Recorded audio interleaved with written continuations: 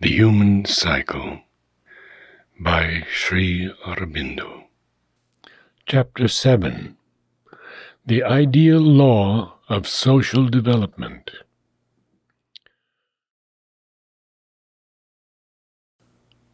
The true law of our development and the entire object of our social existence can only become clear to us when we have discovered not only, like modern science, what man has been in his past physical and vital evolution, but his future mental and spiritual destiny, and his place in the cycles of nature. This is the reason why the subjective periods of human development must always be immeasurably the most fruitful and creative. In the others, he either seizes on some face, image, type of inner reality nature in him is laboring to manifest, or else he follows a mechanical impulse, or shapes himself in the mold of her external influences. But here, in his subjective return inward, he gets back to himself, back to the root of his living and infinite possibilities, and the potentiality of a new and perfect self-creation begins to widen before him. He discovers his real place in nature and opens his eyes to the greatness of his destiny. Existence is an infinite and therefore indefinable and illimitable reality, which figures itself out in multiple values of life. It begins, at least in our field of existence, with a material figure of itself, a mold of firm substance into which and upon which it can build worlds, the earth, the body. Here it stamps firmly and fixes the essential law of its movement.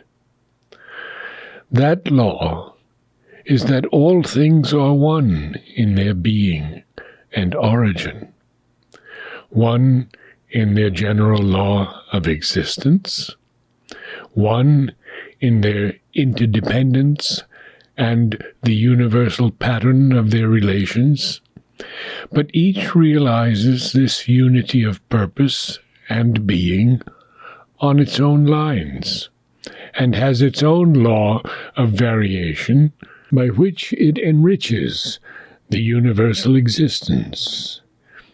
In matter, variation is limited. There is variation of type, but on the whole, uniformity of the individuals of the type. These individuals have a separate movement, but yet the same movement. Subject to some minute differences, they adhere to one particular pattern, and have the same assemblage of properties. Variety within the type, apart from minor unicities of detail, is gained by variation of group subtypes, belonging to one general kind, species, and subspecies of the same genus. In the development of life, before mind has become self-conscious, the same law predominates, but in proportion as life grows, and still more when mind emerges, the individual also arrives at a greater and more vital power of variation. he acquires the freedom to develop according, no doubt, to the general law of nature and the general law of his type, but also according to the individual law of his being. Man, the mental being in nature, is especially distinguished from her less developed creatures by a greater power of individuality, by the liberation of the mental consciousness, which enables him finally to understand more and more himself and his law of being and his development, by the liberation of the mental will, which enables him, under the secret control of the universal will, to manage more and more the materials and lines of his development, and by the capacity, in the end, to go beyond himself, beyond his mentality, and open his consciousness into that from which mind, life, and body proceed. He can even, however imperfectly at present, get at his highest to some consciousness of the reality which is his true being, and possess consciously also, as nothing else in terrestrial nature can possess, the self, the idea, the will, which have constituted him, and can become, by that, the master of his own nature, and increasingly, not as now he is, a wrestler with dominant circumstance, but the master of nature.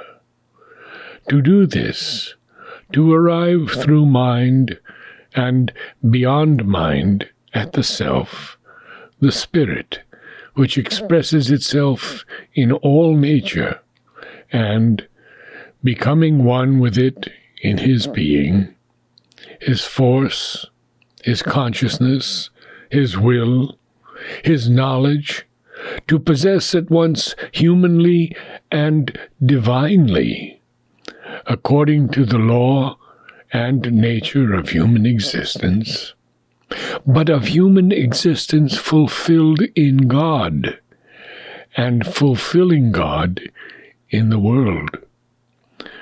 Both himself and the world is the destiny of man, and the object of his individual and social existence. Footnote 1. It may be said that since man is a mental being, limited by the mind, life, and body, this development and organization of a power beyond mind, a supramental power, would be the creation of a new superhuman race, and that the use of the words human and humanly would no longer be in place. This is no doubt true, but the possibility for the race still remains, if not for all in the same degree, or at the same time, yet in an eventual fulfillment. This is done primarily through the individual man. For this end, man has become an individual soul, that the one may find and manifest himself in each being. That end is not indeed achieved by the individual human being in his unaided mental force. He needs the help of the secret divine above his mentality in his superconscient self. He needs the help also of the secret divine around him in nature and in his fellow men, everything in nature is an occasion for him to develop his divine potentiality, an occasion which he has a certain relative freedom to use or to misuse, although in the end both his use and misuse of his materials are overruled in their results by the universal will, so as to assist eventually the development of his law of being and his destiny. All life around him is a help towards the divine purpose in him. Every human being is his fellow worker and assists him, whether by association and union or by strife and opposition. Nor does he achieve his destiny as the individual man for the sake of the individual soul alone. A lonely salvation is not his complete ideal, but for the world also, or rather for God in the world. For God in all, as well as above all, and not for God solely and separately in one. And he achieves it by the stress, not really of his separate individual will, but of the universal will in its movement towards the goal of its cycles. The object of all society should be, therefore, and must become, as man grows conscious of his real being, nature and destiny, and not as now only a part of it, first to provide the conditions of life and growth by which individual man, not isolated men or a class or a privileged race, but all individual men according to their capacity, and the race, through the growth of its individuals, may travel towards this divine perfection.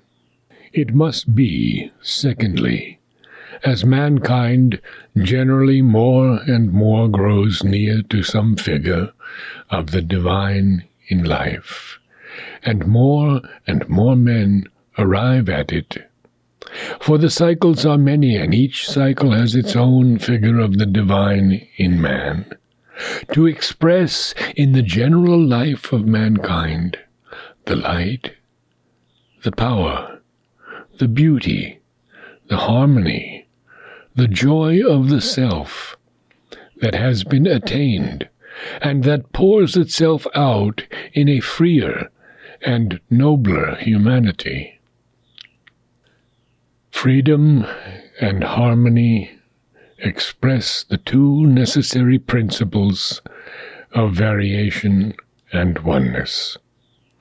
Freedom of the individual, the group, the race, coordinated harmony of the individual's forces and of the efforts of all individuals in the group, of all groups in the race, of all races in the kind.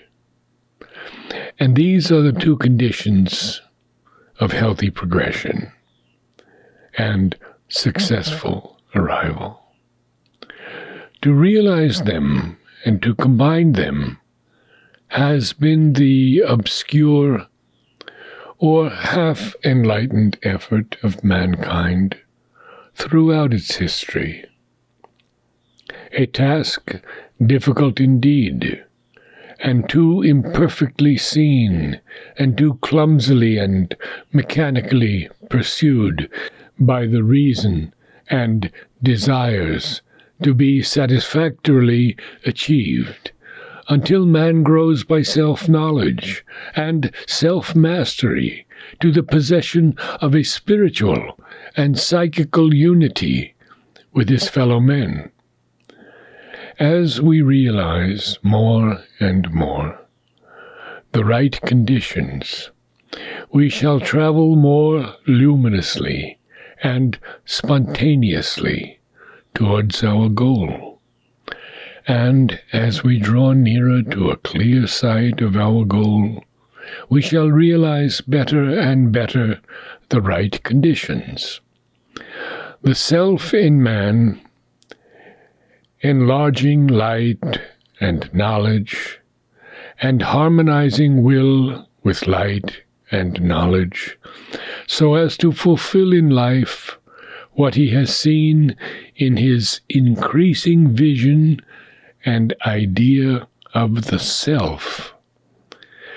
This is man's source and law of progress, and the secret of his impulse towards perfection. Mankind upon earth is one foremost self-expression of the universal being in his cosmic self unfolding. He expresses, under the conditions of the terrestrial world he inhabits, the mental power of the universal existence. All mankind is one in its nature, physical, vital, emotional, mental, and has ever been, in spite of all differences of intellectual development, ranging from the poverty of the Bushman and Negroid to the rich cultures of Asia and Europe. And the whole race has, as the human totality, one destiny, which it seeks and increasingly approaches in the cycles of progression and retrogression it describes through the countless millenniums of its history. Nothing which any individual race or nation can triumphantly realize, no victory of their self-aggrandizement, illumination, intellectual achievement, or mastery over the environment has any permanent meaning or value, except insofar as it adds something, or recovers something, or preserves something for this human march. The purpose which the ancient Indian scripture offers to us as the true object of all human action, Lokasangraha, the holding together of the race in its psychic evolution, is the constant sense, whether we know it or know it not, of the sum of our activities. But within this general nature and general destiny of mankind, each individual human being has to follow the common aim on the lines of his own nature, and to arrive at his possible perfection by a growth from within. So only can the race itself attain to anything profound, living, and deep-rooted. It cannot be done brutally, heavily, mechanically in the mass. The group self has no true right to regard the individual as if he were only a cell of its body, a stone of its edifice, a passive instrument of its collective life and growth. Humanity is not so constituted. We miss the divine reality in man, and the secret of the human birth, If we do not see that each individual man is that self and sums up all human potentiality in his own being, that potentiality he has to find, develop, work out from within. No state or legislator or reformer can cut him rigorously into a perfect pattern. No church or priest can give him a mechanical salvation. No order, no class life or ideal, no nation, no civilization or creed or ethical, social, or religious shastra can be allowed to say to him permanently, "In this way of mine, and thus far shalt thou act and grow, and in no other way, and no farther shall thy growth be permitted." These things may help him temporarily, or they may curb, and he grows in proportion as he can use them, and then exceed them, train and teach his individuality by them, but asserted always in the end in its divine freedom. Always he is the traveler of the cycles, and his road is forward. True, his life and growth are for the sake of the world, but he can help the world by his life and growth only in proportion as he can be more and more freely and widely his own self.